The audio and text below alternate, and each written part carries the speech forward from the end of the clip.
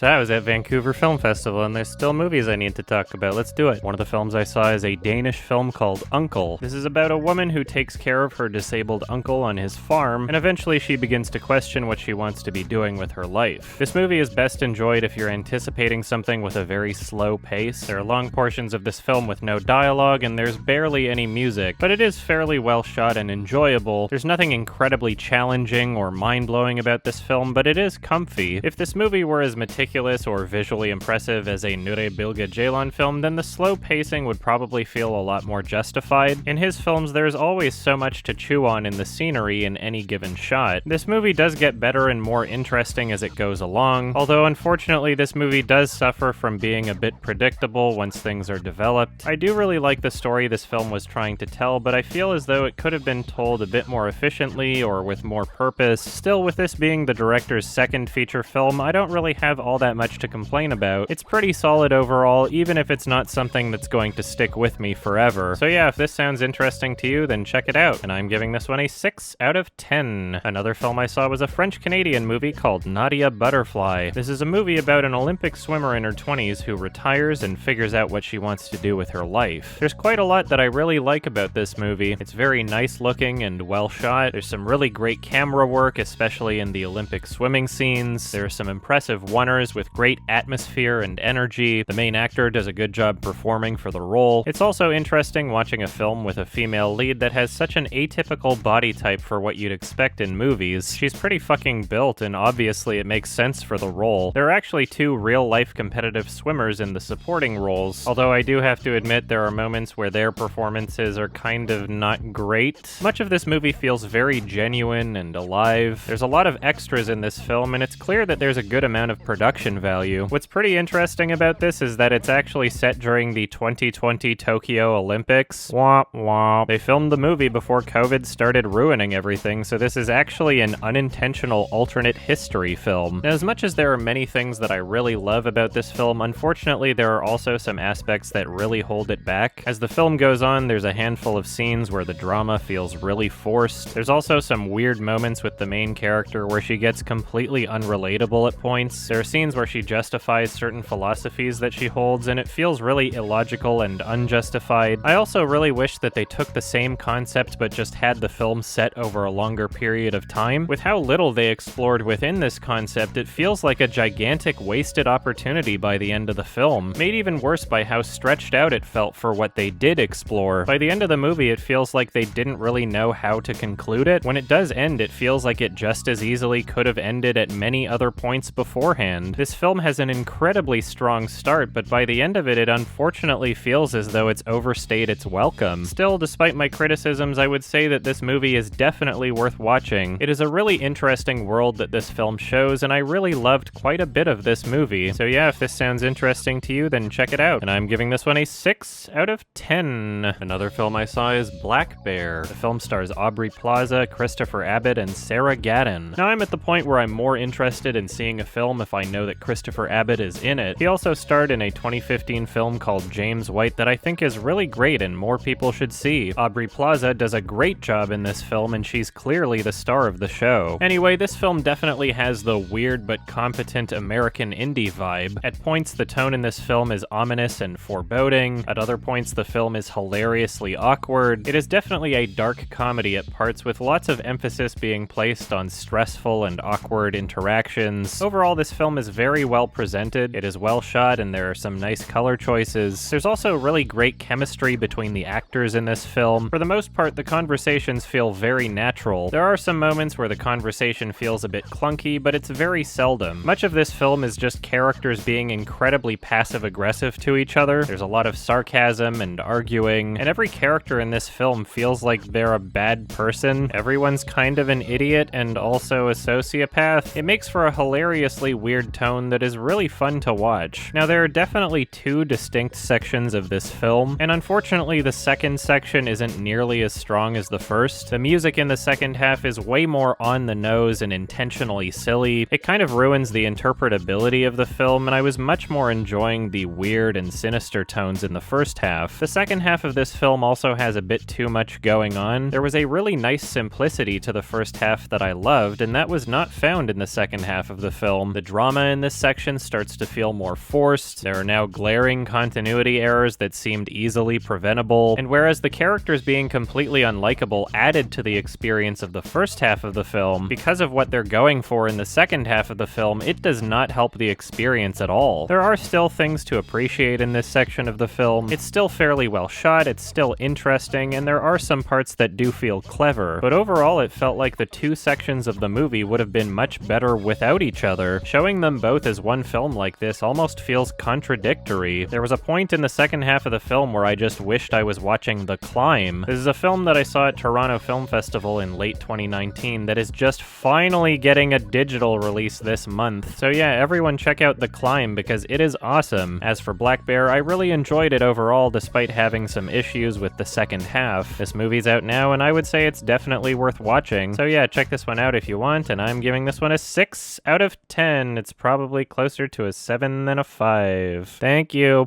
They all not have eyes? Oh my god! Oh, What's happening? It's like a It's horror all movie. just the same dudes. It's like a horror movie.